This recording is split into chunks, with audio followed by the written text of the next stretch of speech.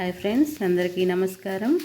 100% దేవుని ఆశీర్వాదం పొందాలంటే ఇలా పూజ చేసి చూడండి. హిందూ ధర్మశాస్త్రంలో దీపారాధనకు చాలా ప్రాముఖ్యత ఉంది. ఏ ఇంట్లో అయితే పూజా గదిలో దేవుని ముందు దీపం వెలిగిస్తారో ఆ ఇంట్లో సమస్త దేవతలు కొలువై ఉంటారని హిందువుల విశ్వాసం. మత గ్రంథాల ప్రకారం మన ఇంట్లో ఉన్న పూజా గది అత్యంత పవిత్రమైనది. అయితే ఇంట్లో దీపారాధన చేసేటప్పుడు కొన్ని నియమాలను పాటిస్తూ పూజ చేసుకుంటే ఆ పూజ కోటి రెట్ల పుణ్యఫలాన్ని ఇస్తుందని పండితులు సూచిస్తున్నారు. పూజలు చేయడానికి ఒక నిర్దిష్టమైన సమయం ఉంటుందని పండితులు చెబుతున్నారు.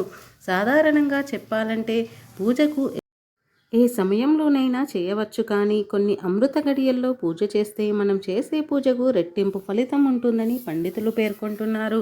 ఉదయం 3 గంటల నుండి 6 గంటల మధ్య సమయాన్ని బ్రహ్మ ముహూర్తం అని అంటారు. బ్రహ్మ ముహూర్తంలో ముక్కోటి దేవతలు అందరూ భూమిపై సంచరిస్తూ ఉంటారని నమ్మకం.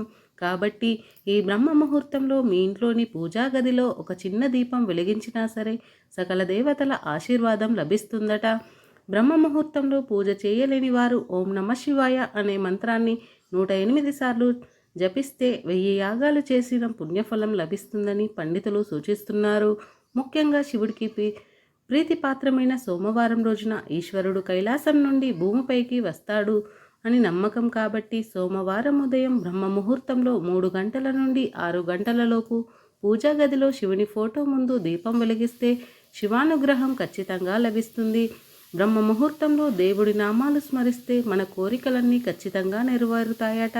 బ్రహ్మ ముహూర్తంలోనే హనుమంతుడు సీతమ్మని చూసేందుకు అశోకవనానికి వెళ్ళాడట. కాబట్టి బ్రహ్మ ముహూర్తంలో ఏ మంచి పని తలపెట్టినా ఖచ్చితంగా మంచి ఫలితాన్ని పొందవచ్చు. బ్రహ్మ ముహూర్తంలో పూజ చేయలేని వారు ఉదయం 10 గంటలలోపు పూజ పూర్తి చేసినా మంచిదే అని పండితులు చెబుతున్నారు. దీపం వెలుగులోనే దేవతలందరూ ఉంటారు. దీపం సకల దేవతల స్వరూపం. దీపం వెలిగించిన మరుక్షణమే ఆ ప్రాంతమంతా పవిత్రమై దేవశక్తులతో నిండిపోతుంది. మంగళవారం మరియు శుక్రవారం రోజుల్లో దేవుడు పటాలను అస్సలు శుభ్రం చేయకూడదు. శనివారం రోజున మాత్రమే దేవుని పటాలు శుభ్రం చేసి గంధం రాసి కుంకుమ బొట్లు పెట్టాలి. అలాగే ఆడవారికి నెలసరి సమయంలో పూర్తి అయిన తర్వాత శుభ్రంగా తలస్నానం చేసి ఇంట్లో పసుపు నీళ్లు చల్లుకొని నిలబడి పూజ చేయకూడదు. చక్కగా కూర్చొని పూజ చేయాలి. మీ పూజా గది ముందు ఒక చాప వేసుకొని కూర్చొని పూజ చేసుకోవాలి. పూజ చేసేటప్పుడు స్త్రీలు కాళ్లకు పసుపు రాసుకొని పాపిట కుంకుమ బొట్టు పెట్టుకొని పూజ ప్రారంభించాలి. స్త్రీలు ముఖ్యంగా శుక్రవారం పూజ చేస్తే చాలా మంచిది. ప్రతి శుక్రవారం స్త్రీలు ఇంటి గడపకు పసుపు రాసి కుంకుమ బొట్టు పెట్టాలి. అలాగే గడపకు 2 పక్కల పసుపు కుంకుమ అద్దిన నిమ్మకాయను పెట్టుకోవాలి. ఇలా చేస్తే పచ్చగా ఉన్న గడపని చూసి లక్ష్మీదేవి మీ ఇంట్లోకి అడుగు పెడుతుంది. అలాగే సిరి సంపదలను తీసుకువస్తుంది. సుప్రభాతం పూజ చేసేటప్పుడు ఇంట్లో లక్ష్మీదేవికి పూజ చేసి 2 ఎర్ర గాజులను లక్ష్మీదేవి ఫోటో ముందు ఉంచి పూజ చేసిన తర్వాత ఆ గాజులను సుమంగళి స్త్రీలు ధరిస్తే మీ సౌభాగ్యం వర్ధిల్లుతుంది. అలాగే మీ ఇంట్లో ఐశ్వర్యం పెరుగుతుంది. ఇంట్లో పూజ చేసిన తర్వాత దేవుడి ముందు మీ కోరిక కోరుకునే గంట కొడితే మీరు అనుకున్న కోరిక నేరుగా దేవుడి దగ్గరకు చేరుతుందని శాస్త్రం చెబుతుంది. పూజలో అన్నిటికన్నా ముఖ్యమైనది దీపారాధనకు వాడే నూనె. ఆవు నెయ్యి చాలా పవిత్రమైనది. ఆవు నెయ్యి మరియు నువ్వుల నూనె కలిపి దీపారాధన చేస్తే అష్టైశ్వర్యాలు సిద్ధిస్తాయి. దీపారాధన చేసేటప్పుడు దీపం కుందులో నూనె పోసిన తర్వాతే వత్తులు వేయాలి.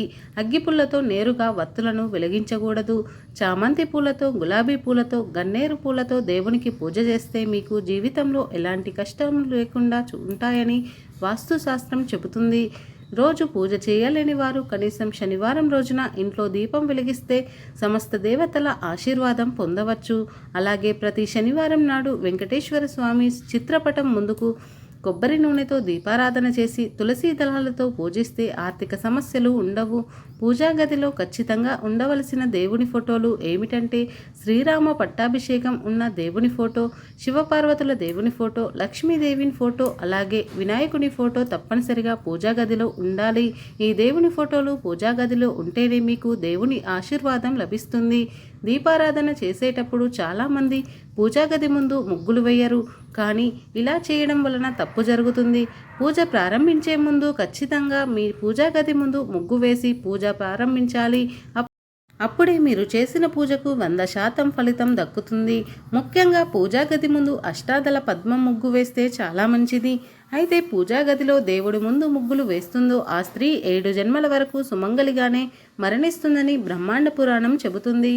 పురాణాల ప్రకారం శివుడు మరియు పార్వతీదేవి సాయంత్రం సమయంలో భూమిపైకి సంచరిస్తూ ఉంటారు. అందువల్ల శివపార్వతుల ఆశీర్వాదం పొందాలంటే సాయంత్రం పూజ చేయాలి. సాయంకాలం చేసే పూజకు చాలా ప్రాధాన్యత ఉంది. సాయంత్రం సమయంలో పూజ చేస్తే ఆ పూజ 1000 రెట్ల పుణ్య ప్రాప్తిని ఇస్తుందని పండితులు చెబుతున్నారు. పూజ చేసిన తర్వాత దీపాలు వెలుగుతున్నంతసేపు పూజా మందిరం తలుపులు వేయకూడదు. దీపం కొండెక్కిన తర్వాత పూజా గది తలుపులు వేసుకోవాలి. ప్రతి శుక్రవారం వెలిగిస్తే ఎన్నో శుభ ఫలితాలు కలుగుతాయి అని పండితులు చెబుతున్నారు.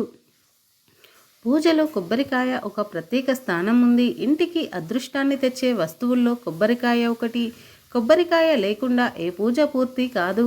ఏ పని మొదలు పెట్టాలన్నా ముందుగా కొబ్బరికాయను కొట్టి మొదలు పెట్టాలని శాస్త్రం సూచిస్తుంది. ఈశాన్య దిక్కు ఈశ్వర స్థానం కాబట్టి ఈశాన్య దిశలో కూర్చొని ఓం నమఃశివాయ అని జపిస్తే ఈశ్వరి అనుగ్రహం ఎల్లవేళలా మీపై ఉంటుంది. అలాగే ఈశాన్య దిక్కులో నువ్వుల నూనెతో ఈ దీపం వెలిగిస్తే చాలా మంచిది. దీనివల్ల మీ ఇంట్లో సంపద పెరుగుతుంది. అలాగే మీ కష్టాలన్నీ తొలగిపోతాయి. దైవానుగ్రహం సుసంపన్నంగా మీపై ఉంటుంది.